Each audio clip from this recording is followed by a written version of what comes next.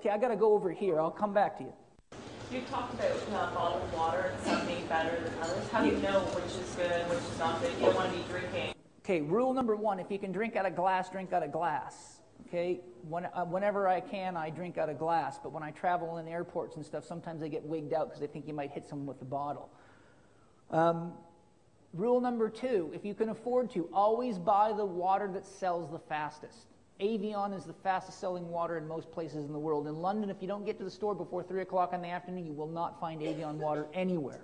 Okay? The reason is the longer water sits in plastic, the more xenoestrogens it absorbs from the plastics, and that gives you a hormonal imbalance. It causes an estrogenic imbalance, exactly like plant pesticides do. Okay? The other thing is, the higher brands of water that move quicker, they don't sit a lot of times. I've actually got pictures from France, believe it or not, behind a supermarket, and they've got pallets of water, enough to fill this whole room, sitting outside in the sunlight in the middle of summer. So all day long, the sun's beaming right through the plastic into the water. That estrogenizes the hell out of the water.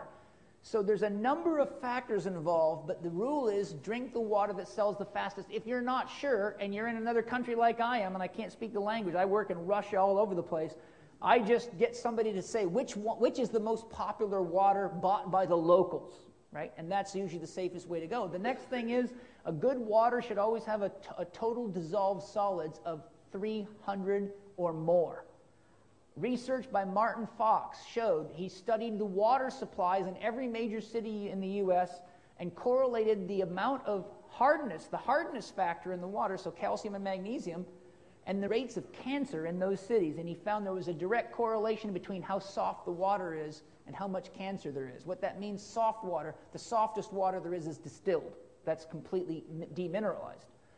He showed that the softer the water, the more cancer there was, and in the cities that had the hardest water, they had the least cancer. Why? Because minerals are chelating agents.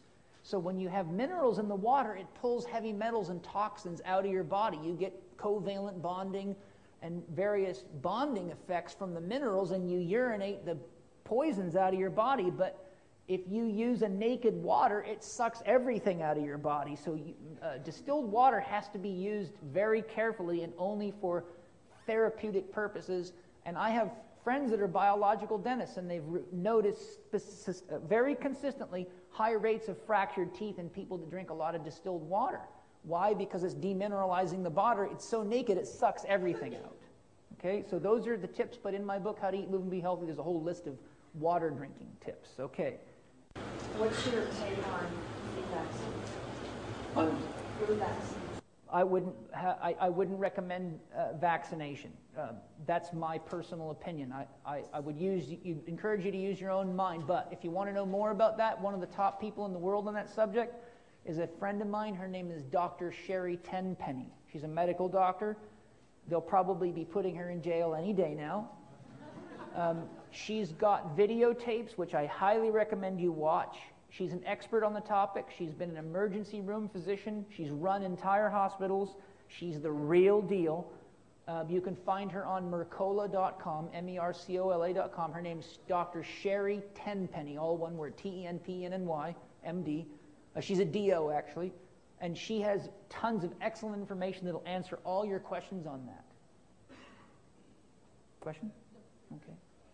I'll come back to you. I'll work my way around. I'm not going to forget you, though. I got enough, and don't panic. I'm all organic. I was just wondering, what do you cook? You said no microwave. What do you? I just use a stove, but I would never use a microwave. Microwaves damage the food tremendously. There's lots of great research out there. Some of it's presented in my book, How to Eat, Move, and Be Healthy. Some of it's on my audio CD series. There's a book by a lady right here in Toronto called Electromagnetic Pollution. It gives you a ton of information on microwaves, but I just cook naturally. Slow down, baby. Don't be in a hurry, because eating that fast food is a fast way to kill yourself. What do you do if you have well water and you want to drink it and you want to do reverse osmosis? Okay, good question. What do you do if you have well water? Okay, a couple of very important things about well water. Number one, have it tested. Just have it tested to see if it's been poisoned. Where do you live? In Syria. Do you live near any commercial farms or any industries? No.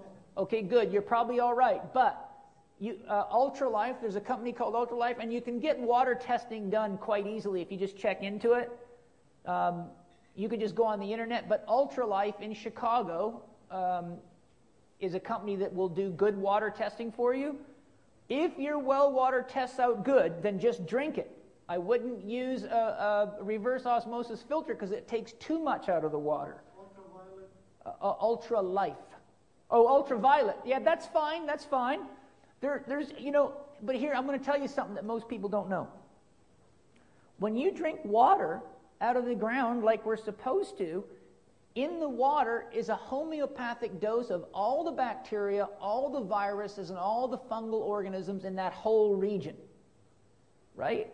So you're training your immune system to know how to attack everything that's in that water.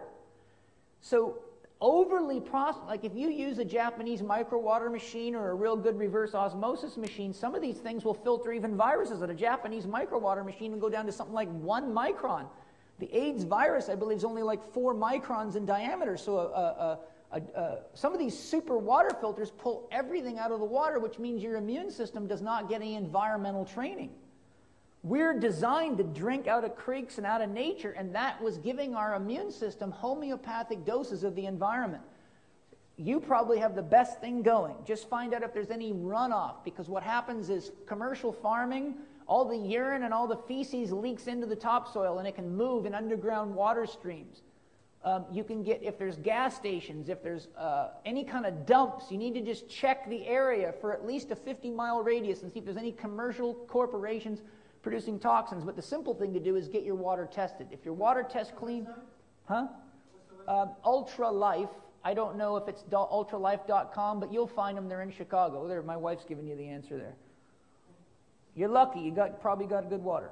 Yes. I'm a practicing dentist, and I noticed a lot of material on it too. I'm just wondering your opinion on amalgam holdings versus composite.